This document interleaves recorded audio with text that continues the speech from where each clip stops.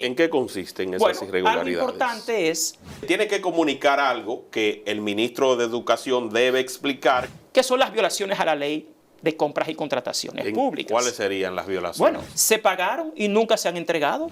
En el tema de la selección de las imprentas. Pero eso es violatorio a la ley de libre acceso a la información. Porque se supone que el Estado debe tener continuidad. Y esto ha preocupado porque se ha dicho que la inversión es superior. Se predica con el ejemplo.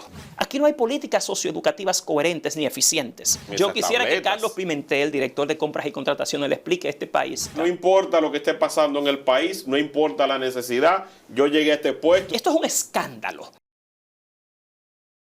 Saludos amigos de YouTube, bienvenidos a esta entrega con el profesor Juan Valdés del Observatorio Educativo. ¿Cómo se siente usted? Muy bien, muchísimas gracias. Es un placer aquí estar con usted. Un honor tener la presencia de una persona tan capacitada que conoce nuestras escuelas, que se ha preparado a nivel internacional y sobre todo que maneja muy bien esta situación de la educación del país y que tiene que comunicar algo que el ministro de Educación debe explicar con el tema de los libros de texto.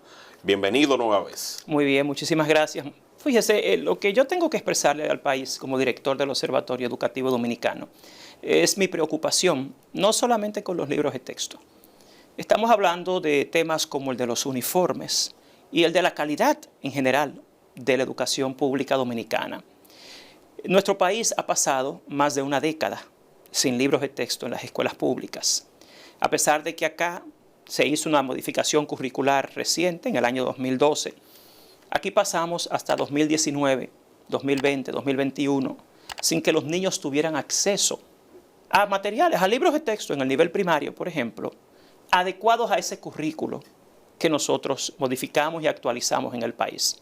A pesar de eso, en la prensa constantemente se publica que República Dominicana queda en los últimos lugares del mundo en las pruebas locales e internacionales. La famosa prueba PISA. Usted tiene PISA, tiene CERCE, tiene TERCE, muchas de las pruebas internacionales. Pero al país no se le dice que uno de los principales problemas que tenemos con esos resultados es las pobres condiciones en las cuales los niños reciben educación pública y las pésimas condiciones en las cuales los docentes pueden trabajar. El libro de texto está definido en lo que son las bases del diseño curricular dominicano como un instrumento fundamental de la experiencia enseñanza-aprendizaje. Y a pesar de que nos pasamos una década esperando los libros de texto, ahora, después que hace un año, el país adquiere más de 9 millones de libros de texto, de repente se quiere cambiar nuevamente los libros de texto. Con una inversión que se hizo de 3.888 millones de pesos. Correcto, y no solo eso. El Consejo Nacional de Educación, ese mismo Consejo Nacional de Educación que tenemos hoy, aprobó esos materiales hace 1 y 2 años. Entonces, ¿cómo es que de repente, sin un estudio, sin una investigación educativa, sin un análisis de costos, se decide de repente cambiar todos esos libros? El mismo ministro de Educación, antes de llegar al puesto, que era asesor presidencial en materia de educación y fue miembro del Consejo Nacional de Educación, cuando hace un año se imprimieron los libros, se cambiaron, él felicitó la iniciativa. Entonces ahora de repente decide que no, que el ministerio debe tener su propia unidad editorial, a lo cual yo no me opongo. Lo que yo sí cuestiono es si el Ministerio de Educación, de repente, sin planificación, puede crear una unidad editorial para proveer los libros de texto a más de 2 millones de niños en el país, de la nada.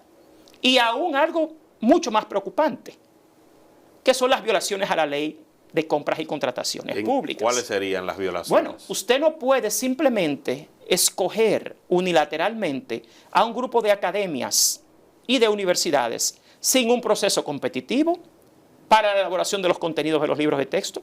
Y peor antes de eso, usted no puede, sin haberle demostrado a este país qué es lo que está mal con los 3.800 millones de pesos en libros que invertimos, decirle al país que no, que ustedes lo van a cambiar.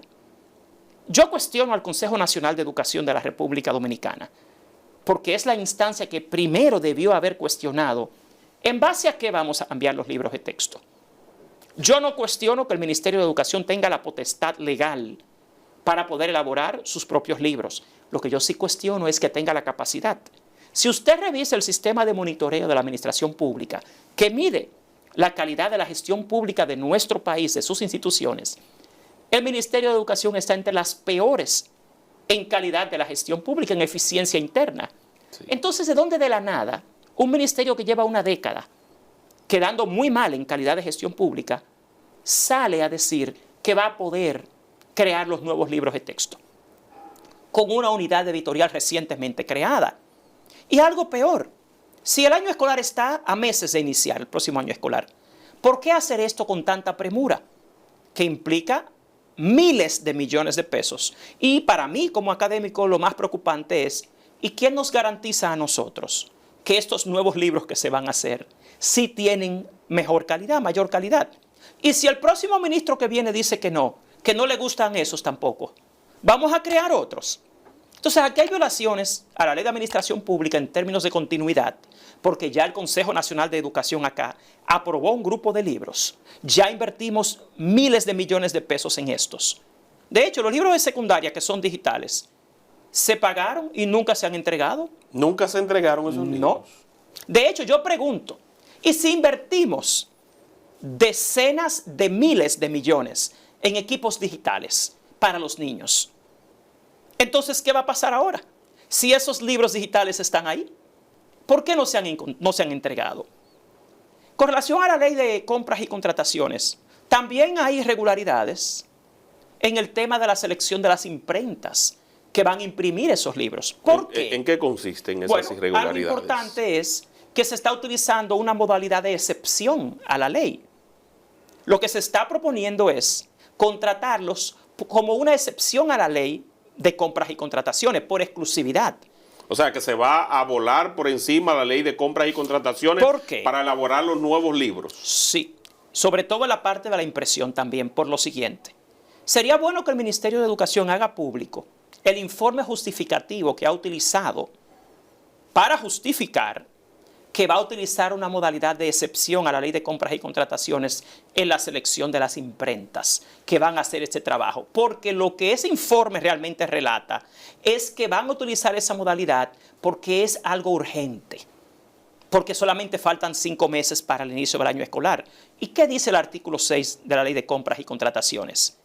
Que una vez una partida está en el plan operativo anual de una institución pública, usted no puede modificarlo por una declaración de urgencia, 1. Y número 2, la dilación, la ineficiencia de un funcionario público no puede ser lo que legalmente justifique una urgencia. Entonces, sería bueno que hagan público ese informe justificativo sobre la selección de las 3 imprentas. ¿Cuáles son esas 3? No recuerdo los nombres porque realmente aquí lo que a mí más me interesa no es quién ha sido beneficiado, sino cómo se intenta violar las leyes. Las leyes. Sí. Entonces, ¿cuál es el tema acá? Se supone, cuando usted lee el informe justificativo, el argumento que se da es uno de urgencia. Y eso no puede ser aceptable dentro del marco de la ley de compras y contrataciones. Porque la misma ley te dice, ellos lo que alegan es que estamos a meses de iniciar el año escolar, o sea, es algo urgente. Primero, en este país, lo que debe haber para todo es un proceso competitivo. Y no lo está haciendo, ni para la elaboración de los contenidos del libro de texto. Porque, de hecho, nosotros en el Observatorio Educativo pedimos una copia de uno de los contratos y se nos negó la copia del contrato. Pero eso es violatorio a la ley de libre acceso a la información. Una vez más, en este programa yo exhorto a la doctora Milagros Ortiz Bosch, directora precisamente de Ética e Integridad Gubernamental, a que investigue. Porque el alegato que a nosotros se nos dio fue, como ciudadanos, que no nos podían entregar esa información porque esa información podría afectar la estrategia de defensa que ellos tenían contra una de las casas editoras. Pero yo como ciudadano que tengo derecho a la información, no tengo que ver nada con esa demanda que ellos tengan con otra institución. Y no es porque nosotros en el Observatorio Educativo la pidamos, sino por un tema de transparencia, que es el deber de todo funcionario público. Claro. ¿Y cuánto se va a gastar en esos nuevos libros? Además de esos 3.888 que ya se pagaron y que usted ha indicado que para secundaria los estudiantes nunca recibieron esos libros. Mira, se va a gastar miles de millones de pesos, pero lo que a mí más me llama la atención en esto es lo siguiente. El ministro de Educación ha declarado que habrá un ahorro de 4.000 millones en la elaboración de estos libros. Pero cuando nosotros en el Observatorio Educativo hemos hecho el análisis de costos, lo que hemos encontrado es que los libros de primaria, tal y como está el prepliego que ellos han hecho público, implicarían un gasto superior a los 400 millones de pesos en comparación con los libros de 2021 y 2022. Los libros de secundaria implicarían un gasto superior a los 160 millones de pesos. Entonces, ¿cómo es que supuestamente nos vamos a ahorrar 4.000 millones cuando por lo menos basándonos en los prepliegos que ellos han hecho público, lamentablemente no coincide con un ahorro, sino en un costo superior a los libros anteriormente hechos? Por lo menos por la falta de transparencia, eso es lo que nosotros podemos colegir de la información que sí hemos podido recibir. ¿Usted entiende que eso está teniendo como un manejo inadecuado y mafioso? Yo entiendo que es un manejo turbio. Entiendo que cuando no hay transparencia, cuando usted no hace un informe como funcionario público y le demuestra al país por qué toma una decisión, entonces ahí no hay transparencia.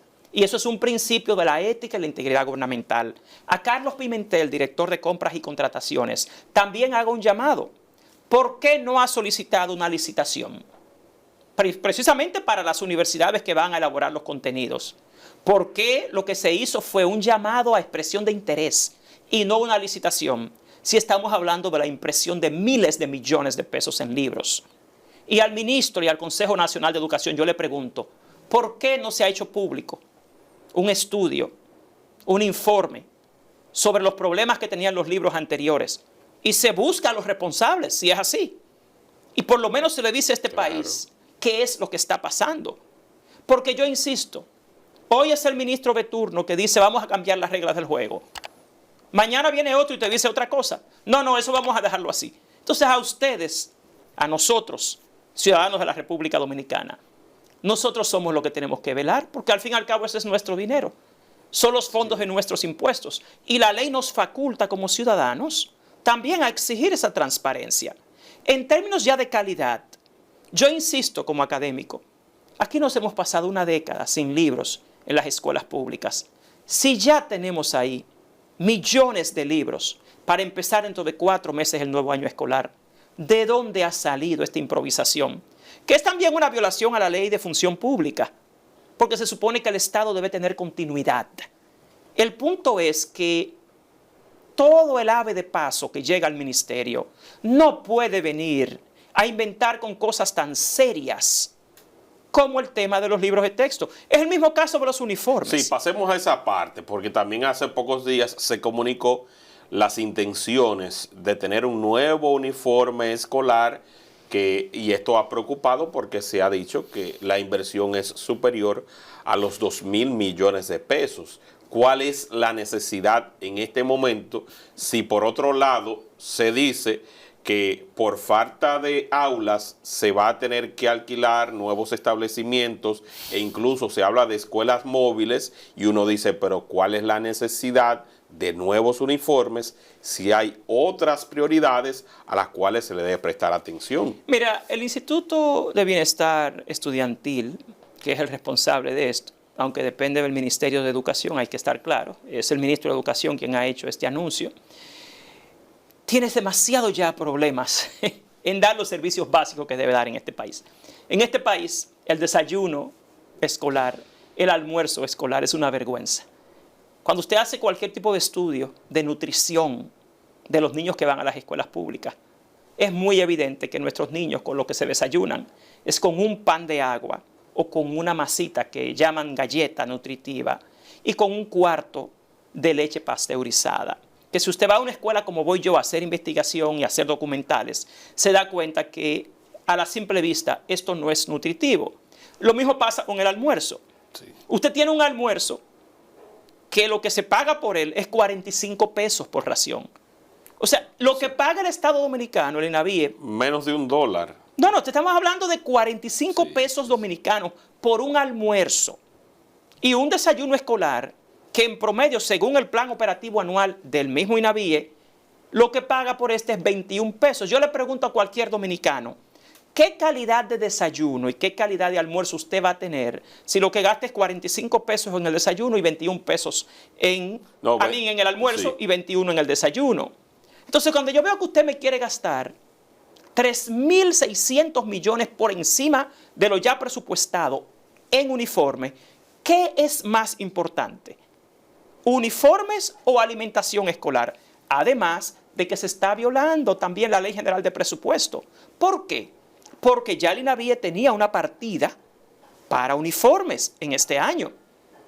Y eran 600.000 uniformes, no eran 2 millones y pico de uniformes. 2 millones y pico. Entonces, una de las excusas, y me gustaría que usted nos respondiera también, es que, por ejemplo, el pantalón caqui tradicional, según reportaron algunas estudiantes, cuando estaban en proceso de la menstruación, pues entonces les molestaba que se manchara ese color y entonces, atendiendo la necesidad de ese grupo, era que se iba a cambiar incluso hasta el pantalón. ¿Y dónde está ese informe? ¿Dónde está ese reporte?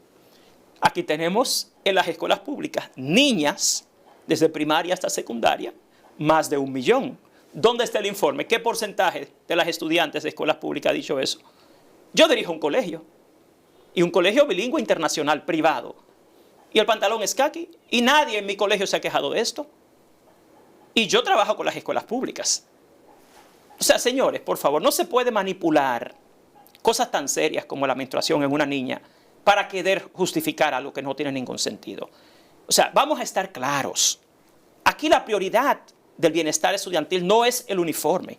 Aquí tenemos un desayuno y un almuerzo escolar que, si usted busca los orígenes del mal desempeño estudiantil que tienen nuestros estudiantes, uno de los principales factores es la desnutrición. Pero también, perdóname por esta expresión, pero hay perros de este país que no se comen ese desayuno. Bueno, querido, te estoy diciendo que un desayuno con lo que se paga por él es 21 pesos. Mira, para ponerte un dato importante a nivel de costos. El trato tan malo que le dan a esa gente. Mire, algo básico de costos. Con el aumento que se ha hecho para los uniformes, usted puede mejorar el desayuno escolar en un 50%. ¿Por qué? Porque los 3.600 millones de pesos que no estaban contemplados para este año en uniformes, que están por encima del POA del mismo INAVIE, equivalen al 50% de lo que es la mejoría del desayuno escolar. Cuando usted multiplica la cantidad de raciones de desayuno que se dan por esos 21 pesos y usted divide eso entre el monto total del aumento al presupuesto por uniformes, usted tiene la capacidad de mejorar en un 50% el desayuno y mejorar en un 30% con ese dinero de los uniformes el almuerzo escolar. Porque a veces queremos que los niños les vaya mejor en ciencias, en matemáticas, en comprensión lectora. Pero todo el mundo sabe el rol de la nutrición en el desarrollo cognitivo. Totalmente. Inclusive el estado emocional de los niños. Señores, en las escuelas públicas, la mayoría no tienen suficiente tiempo de electricidad. No tienen el mobiliario que necesitan. La ventilación es pésima porque muchas no tienen ni siquiera abanicos. Está la sobrepoblación áulica. Están las condiciones del mobiliario. El medio ambiente, porque por otro lado, ya en base a las teorías del aprendizaje, aquí te predica el mismo ministerio que supuestamente tenemos un currículo sociocultural, sociohistórico. Sí. Estamos hablando de la construcción social del aprendizaje. Sí. Entonces, en esa teoría del aprendizaje, en ese paradigma, se supone que el medio ambiente que te rodea impacta la calidad de tu aprendizaje. Totalmente. Pero vaya a una escuela pública. Entonces, ¿por qué queremos gastar miles de millones en uniformes? De la nada, que insisto, eso no estaba en el presupuesto del INAVIE para este año. Habían 600.000 unidades que sí estaban. Pero aquí estamos hablando ahora de 2 millones y pico. O sea, estamos hablando de 1,5 millones más de uniformes que lo que estaba en presupuesto. Y entonces, ¿para qué hacemos un plan operativo anual? ¿Para qué hacemos un presupuesto? Y yo pregunto, atención a mi país, ¿y ese sobrecosto, ese costo de más en uniformes del INAVIE, de dónde lo van a sacar? ¿Cuál es la partida del presupuesto que se va a afectar para entonces dar uniformes? ¿O es que no saben en qué usar el dinero con tantas necesidades que hay en una escuela pública en este país? Miren, lamentablemente quienes dirigen el Ministerio de Educación actualmente tienen una desconexión garrafal con la realidad escolar pública. ¿Por qué? ¿En qué usted se Porque no fundamenta? entienden qué es lo que hace falta en la escuela. ¿Y usted cree que lo que hace falta en la escuela es más o mejores uniformes? Una escuela pública que está colapsada. Los sistemas de control de calidad de la escuela pública son disfuncionales. Entonces, usted tiene el tema de que el trabajo del docente se realiza en condiciones extenuantes. Entonces, señores, en lugar de mejorar las condiciones de aprendizaje, lo que se quiere mejorar es el uniforme. Y es el uniforme. Qué barbaridad. O sea, no tiene sentido. Y yo insisto en que las actuales autoridades del Ministerio de Educación no conocen la realidad educativa pública. Lamentablemente, el Ministerio de Educación actualmente es dirigido por grupos universitarios que no tienen una conexión real con lo que es la escuela. Con lo que está pasando. No, ni con la escuela pública, ¿eh? Ojo, la escuela pública. Sí. Ahí hay gente que nunca ha ido a una escuela pública en su vida, en los últimos 20 años. Y están dirigiendo ahí. Así es, no conocen y están partiendo de informes que les entregan. Pero si usted no conoce la realidad. Si usted no va. Y realmente, te reitero, a mí como ciudadano, como contribuyente, a mí me interesa saber qué están haciendo con mi dinero. Yo tengo todo el derecho a exigir que sean transparentes. Que me preocupa la complicidad. Porque yo pregunto, ¿y por qué el Consejo Nacional de Educación no se ha hecho las mismas preguntas que me estoy haciendo yo? ¿Por qué no ha exigido un informe? Silencio. ¿Por qué no ha exigido un informe? Y esas ONGs empresariales de este país que han apoyado gobierno tras gobierno todas las barrabasadas que se han hecho aquí en educación, ¿por qué no cuestionan esto? No. Aquí lo que hay no les interesa. No, aquí lo que hay es una serie de complicidades, desgraciadamente, porque tampoco son tan ingenuos. Entonces yo sí me pregunto, y lo que hay que mejorar en la escuela pública son los uniformes. INAVIE en particular. ¿Cuántas veces no hemos hablado del tema de la alimentación escolar? Entonces, así nuestro país no va a mejorar la educación. Tampoco tú vas a lograr que los docentes, que los niños y que las familias se motiven, se inspiren. Todas las teorías de la educación se fundamentan en la psicología. Y cuando el estudiante, el docente, la familia, el técnico ve cómo se maneja de mal el Ministerio de Educación, eso lo desmoraliza, lo desenergiza, lo desmotiva, lo desempodera. Señores, se predica con el ejemplo. El Ministerio de Educación tiene que ser el ejemplo, porque es educación lo que está proveyendo, o se supone que debe proveer. Ahora mismo, en todo el sistema educativo, usted se va a los distritos, a las escuelas, y usted lo que encuentra es un ambiente de mucha convulsión, de mucha confusión, de mucha incertidumbre, de mucha desorientación. Y entonces luego estamos buscando el problema del aprendizaje o de que estamos en los últimos lugares en el desempeño del docente. Sí, háblame de esa parte también, de esas pruebas que se hacen a nivel internacional y por qué la República Dominicana no avanza. ¿Cuáles factores inciden en que la República Dominicana año tras año salga entre los peores resultados? Voy a poner una prueba sencilla, las pruebas PISA. Yo trabajé 20 años con la empresa que hace las pruebas PISA. Y yo te puedo decir a ti varias cosas sobre las pruebas PISA. Lo primero es que las pruebas PISA que dan en este país no es la prueba que le corresponde a la República Dominicana. Aquí dan la prueba PISA estándar que coge Suiza, que coge Alemania, que coge Finlandia. Esa no es la prueba PISA que deberían dar acá. La prueba PISA tiene una versión que se llama PISA para el desarrollo. Que esa es la que correspondería a un país como este. Partiendo de eso, entonces, el informe no es ajustado a nuestra realidad. No lo es. Segundo, un ejemplo sencillo hablando de los libros de texto. Y si en este país se pasaron 15 años sin darle libros de texto a los niños que ahora tienen 15 años y van a participar en las pruebas PISA, ¿de dónde ustedes creen que vamos a competir? Porque el tema es que en las escuelas públicas no hay condiciones conducentes al aprendizaje.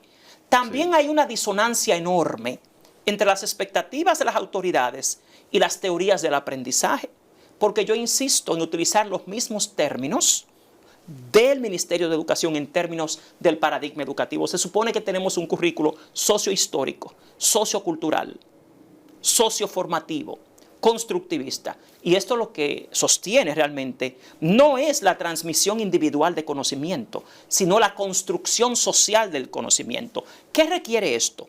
Esto requeriría de políticas sociales conectadas a la escuela. En este país no hay una conexión escuela-hogar a través de políticas sociales y políticas educativas. No existe. Aquí se quiere hablar de un currículo basado en competencias, pero en la práctica lo que se tiene es un currículo basado en contenidos. Así se habla de las pruebas. Te quieren evaluar a los niños por competencias, pero se les educa por contenido. Entonces ya hay otra disonancia. La mera ausencia de políticas sociales que impacten la realidad del niño que va a la escuela y del mismo docente es una receta para el fracaso. En este país, hace rato que las escuelas públicas deberían tener trabajadores sociales. ¿Por qué? Es un tema de antropología. Usted estudia la naturaleza del educando, su contexto y su realidad social. Quien va a la escuela pública son los niños de las familias pobres del país. Sí. Los niños que están en riesgo. Los niños que están en familias monoparentales en su mayoría. Los niños de las personas que salen todos los días a ganarse la vida, los días a ganarse la vida, sin mucha certidumbre. Por eso se implementó la tanda extendida, para poder ayudar. Pero la tanda extendida es un fracaso en términos del cumplimiento con su diseño. Porque el primer problema es que en 10 años que ya va a cumplir la política de jornada escolar extendida, no han sido capaces ni siquiera de enviar los talleristas a las escuelas públicas. Entonces, lamentablemente, tú tienes una pérdida de casi 20 días de clases al año escolar por simplemente la falta de los talleristas. Multiplique simplemente las 4 horas de talleres y de talleristas a la semana por la cantidad de semanas que tiene un año escolar y a usted le va a dar un total de 20 días de clases perdidos en términos de horas, más que cualquier cantidad de huelga que haya hecho cualquier gremio de este país. Entonces, el tema aquí de la calidad de la educación comienza con una falta de políticas sociales y educativas, porque el conocimiento no se adquiere a nivel individual. Realmente la educación moderna, tal y como predica en papel el Ministerio de Educación, se basa en la construcción social del aprendizaje.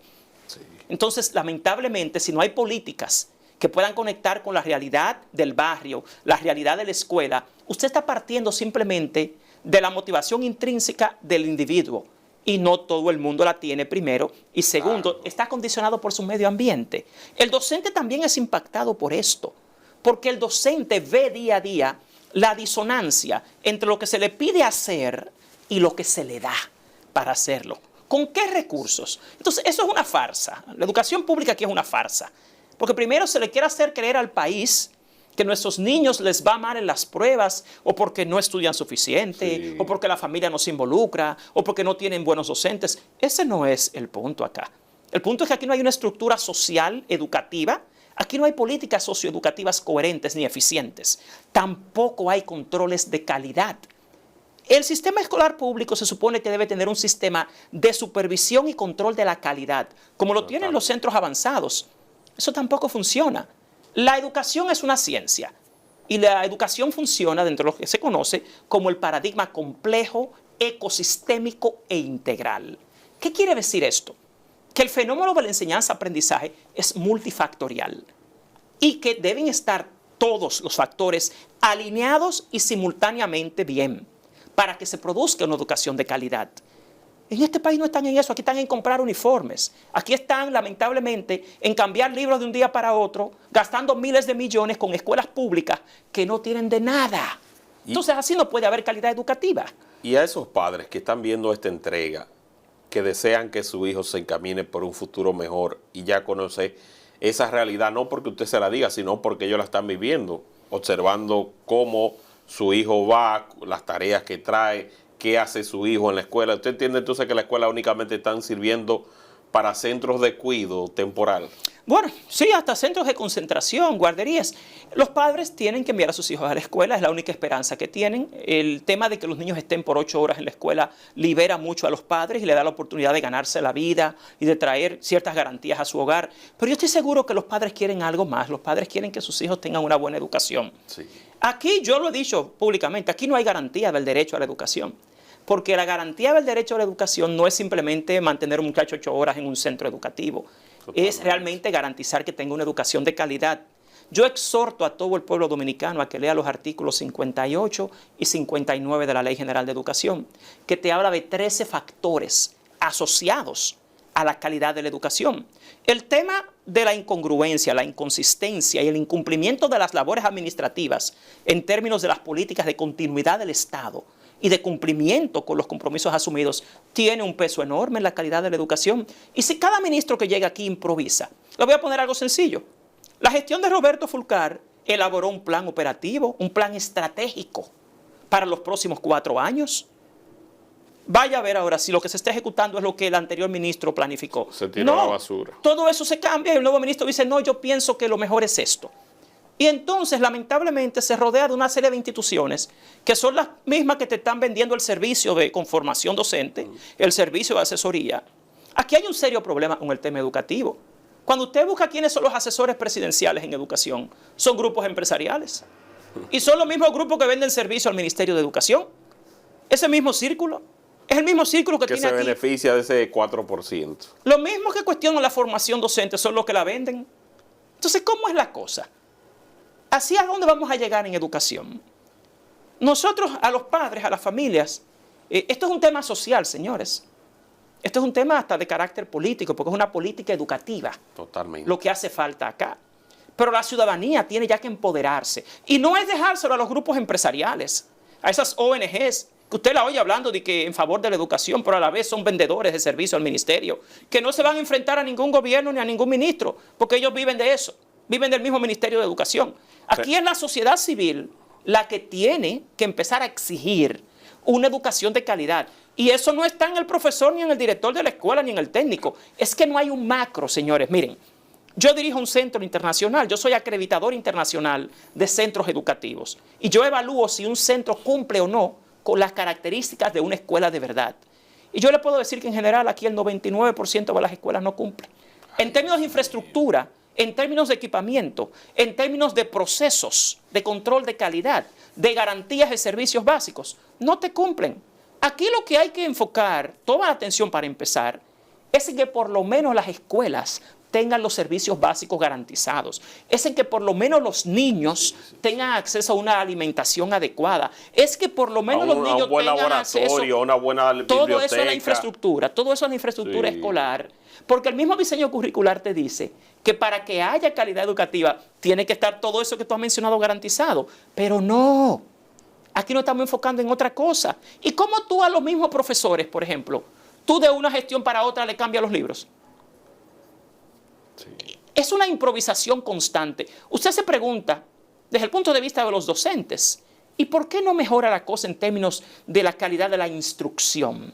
Bueno, caballero, es que si cada cual que llega al ministerio te cambia la idea, te cambia la cosa, te cambia la estrategia, ni siquiera le dan tiempo a los profesores de adecuarse a una estrategia X.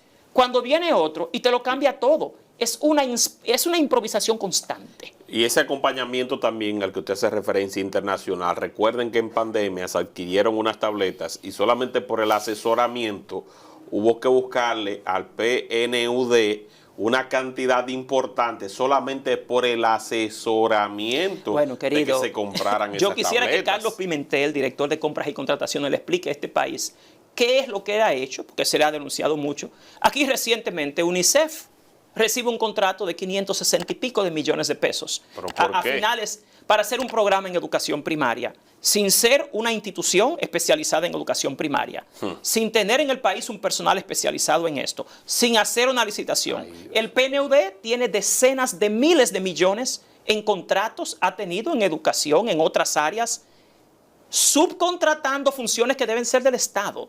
Entonces yo pregunto, ¿cómo el Estado se va a desarrollar? ¿Cómo el ministerio se va a desarrollar si las funciones que deberían desarrollar sus departamentos, ellos la delegan en instituciones externas multinacionales en violación a la ley? Porque la ley misma de la administración pública te lo dice. Tú no puedes delegar las compras y contrataciones de un ministerio a instituciones externas. Sí. Y aquí hay una serie de instituciones multinacionales que viven de eso. Y yo te diría algo. Es por eso la injerencia en múltiples aspectos de esa que estamos siendo víctimas, porque al ser signatarios como país y como ha expresado el mismo presidente, que apoya incondicionalmente a la ONU, pues entonces ese apoyo incondicional se está viendo en ese tipo de cosas. Lo que pasa es que lo que dicen los acuerdos, que hay que aclararlo, es que esas instituciones están supuestas a proveer asesoría. Hay que leer. Yo le exhorto a quienes quieren tratar ese tema. ¿Qué es lo que dicen esos acuerdos multinacionales? Lo que ellos están supuestos a proveer es asesoría, no hacer compras. no a hacer adquisiciones, no a vender servicios. no a vender servicios. Y en eso yo estoy de acuerdo. Pero inclusive hasta proveer asesoría, usted tiene que tener el expertise, Claro usted tiene sí. que tener la pericia. Claro que Y eso tiene que demostrarse. Eso no es simplemente yo soy tal institución, yo puedo hacer tal cosa. Aquí hay una serie de 4 o 5 instituciones multinacionales que yo te diría algo importante. Si por lo menos usted viera resultados, diría, bueno, mira, valió la pena traer una institución internacional. Sí. Pero es que no hay resultados. ¿Usted sabe por qué? Porque esas instituciones no están dispuestas a atacar los verdaderos problemas. Te voy a hablar algo sencillo. El programa de primaria que se está haciendo ahora UNICEF. Sí. Un contrato de 560 y tantos millones de pesos. ¿En qué se basa ese programa?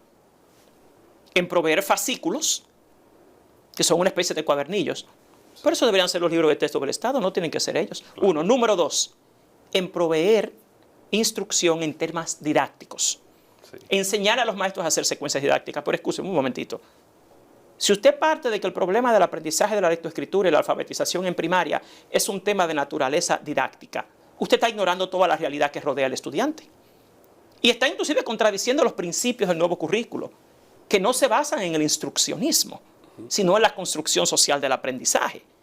Entonces se firman unos contratos que no tienen sentido, que son un fracaso, ¿eh? Al final son experimentos que han hecho en otros países, y cuando esos experimentos fracasan porque no están adecuados a la realidad de la escuela pública, terminan culpando al maestro. Y usted encuentra el mismo que te hace el estudio fue el que te vendió el servicio, o las instituciones que los rodean. Entonces, el culpable es el profesor. Que es una disparatada de quien sabe de educación sabe Sí. que el docente no tiene más de un 30% de incidencia en los factores asociados a la calidad educativa. De los 13 factores asociados a la calidad de la educación, el docente solamente tiene incidencia en 3. El docente no hace política educativa. El docente no toma decisiones administrativas y funcionales. El docente no es que hace las labores de supervisión y control de la calidad del sistema educativo. El docente no decide las políticas sociales y económicas del país que afectan la experiencia de enseñanza-aprendizaje. El aprendizaje es social. La educación moderna, el currículo dominicano se sostiene en el principio de la construcción social del aprendizaje. Si la sociedad está destruida, no esperen de la escuela mejores resultados.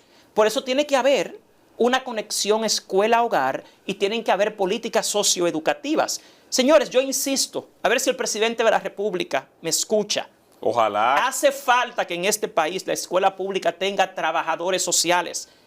Los países pobres como este, con tantas deficiencias, con un vacío social tan serio como el que tenemos ahora, porque hay una seria descomposición social, requiere de una conexión de la escuela con el hogar, de seguimiento, de documentación, de megadata sobre la realidad del educando y del mismo educador.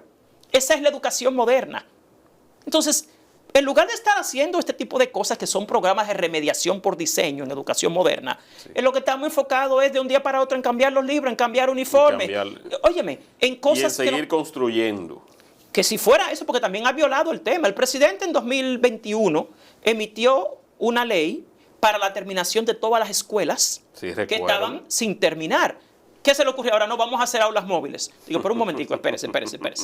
Si ya hace 2 años aquí hubo una ley que ordenaba la terminación de todas esas escuelas, ¿qué ha pasado en estos 2 años después de esa ley?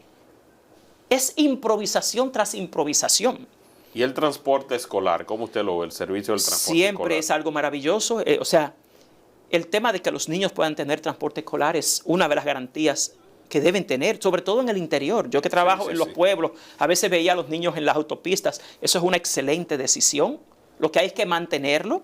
Que no sea algo pasajero. No, y que realmente tenga continuidad, porque eso es excelente. Cosas como esas, por ejemplo, sí ayudan mucho, tienen un impacto, pero no hago nada con ir a buscarlo y tirarlo en un sitio donde no tengo de nada. Donde no Y hay miren, condiciones. señores, yo insisto, miren, el aprendizaje es más afectivo que cognitivo.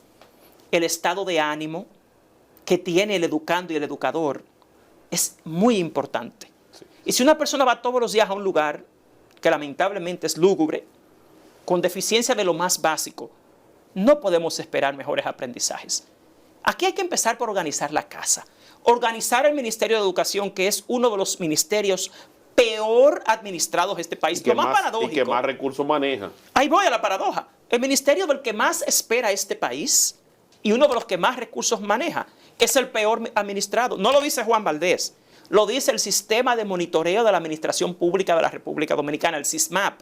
Al dominicano, al ciudadano les exhorto, vayan al ranking del SISMAP. Sí. Entre los 23 ministerios del país, el Ministerio de Educación no está ni siquiera entre los primeros 16 en calidad de la gestión. O sea, entonces, ¿cómo es que esperamos de que mejores resultados en las pruebas?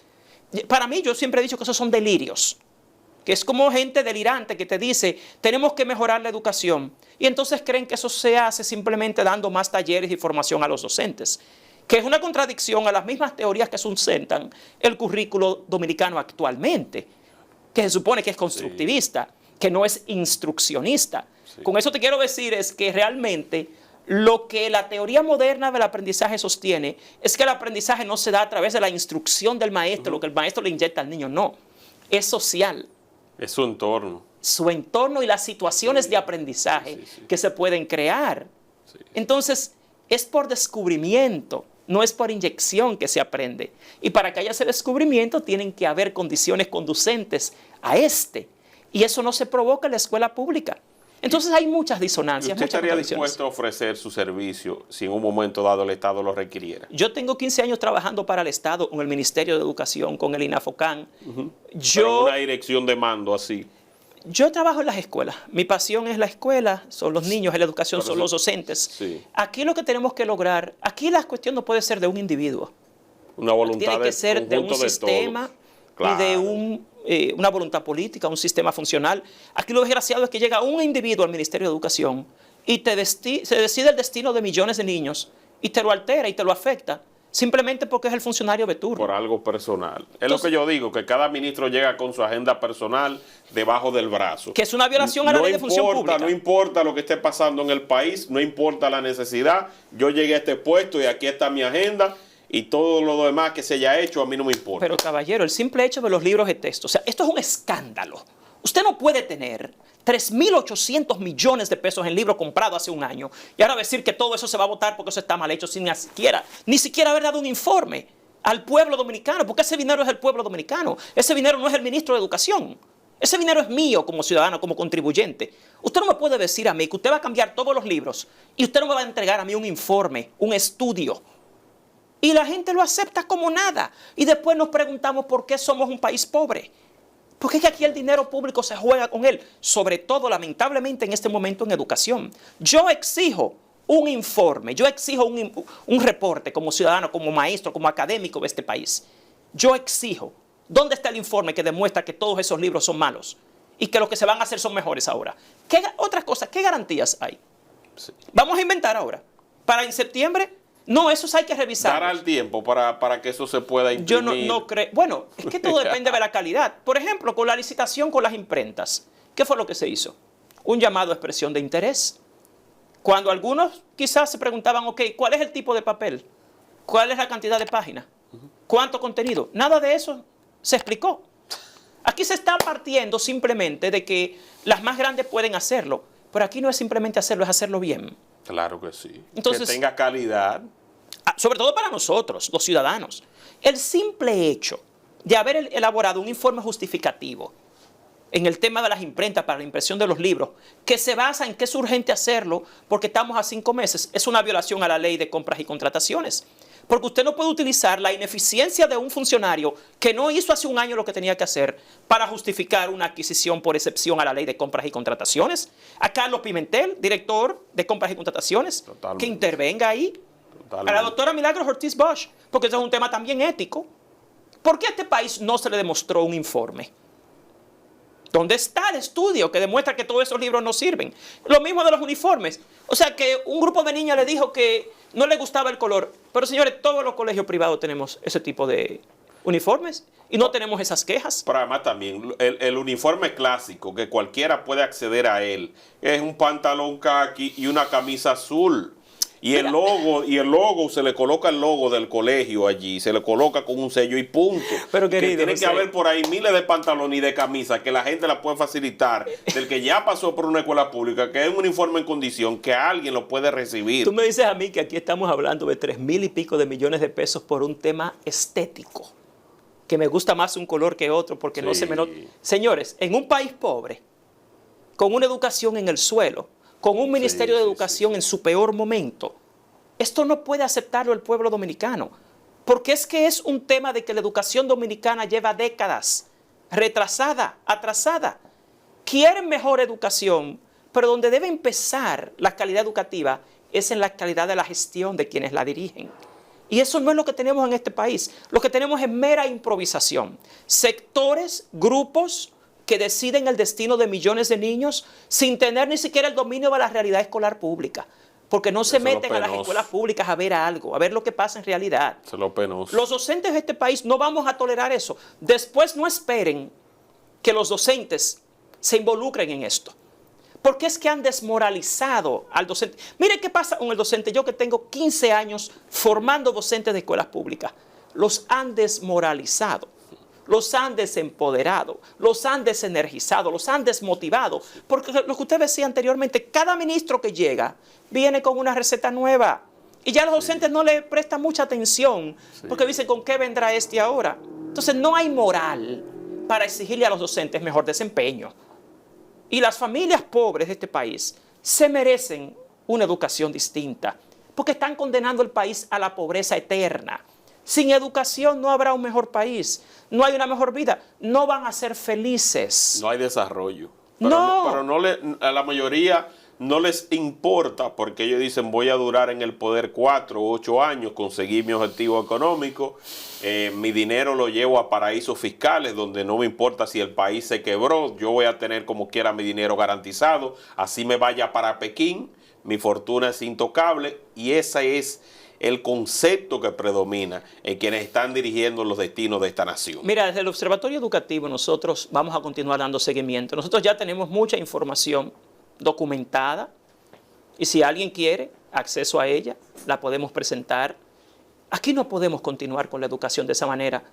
Cuando una persona aquí se va en yola y se ahoga y se muere en el Canal de la Mona porque ya está decepcionada de este país, señores, eso se debe a cosas como esta. La juventud dominicana ya no cree en nada ni en nadie, no tiene esperanzas. Y si usted desde la escuela se la mata la esperanza al niño, usted no puede esperar un país mejor. Estamos condenando a este país si seguimos así. Yo hago un llamado nuevamente a las autoridades a que las cosas se hagan con criterio, con transparencia, con calidad, con objetividad y con participación, no en un grupito de intereses. Porque es la educación de todos. Aquí ningún funcionario manda a sus hijos a una escuela pública, ni a la universidad pública. Ni a un hospital público. Ni a un hospital público. Entonces, ¿qué es lo que está pasando aquí con la educación? ¿Vamos a seguir con estos relajos después de tantas promesas de cambio? Así no puede ser, porque la gente se va a cansar. De hecho, la gente está cansada. Es la lesión que se le da a la democracia, cada vez mucho más fuerte, porque la gente deja de creer en los discursos, deja de creer, entonces ya en esa falta de creencia pierde el discernimiento, y puede que haya alguna vez una buena intención que se pueda canalizar, pero la esperanza se está matando. Bueno, la actual gestión del Ministerio de Educación está matando la esperanza y está matando la motivación, porque lamentablemente usted no puede, mediante improvisación y sin transparencia, dirigir un Ministerio de Educación y cambiar el destino de millones de niños y de cientos de miles de profesores, simplemente porque a usted se le ocurrió que algo sería mejor, sobre todo cuando es muy obvio que hay un serio conflicto de intereses ahí. Es un sector en particular el que está tomando esas decisiones, y es el sector que menos conoce la escuela pública.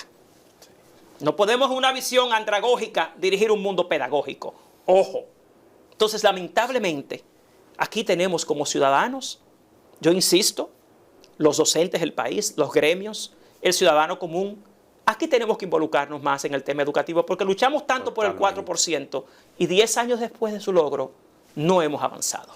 Totalmente. Agradecer a Juan Valdés, quien del Observatorio Educativo, quien nos distingue con su presencia y quien ha arrojado luz explicando las condiciones de nuestras escuelas, no porque se lo contaran, sino porque él mismo va a palpar esas realidades tan dolorosas que nosotros entendemos como dominicanos que en algún momento dado deben cambiar, pero cambiar radicalmente para siempre, porque nos merecemos algo más que las migajas que reparten, mientras allá arriba se quedan con todo el grueso que debería ser aportado para la transformación de esta nación que cada vez el mundo exige profesionales mejor preparados y donde cada vez más es marcada la división entre los que pueden acceder por su nivel de vida y entre quienes no tienen las condiciones ni siquiera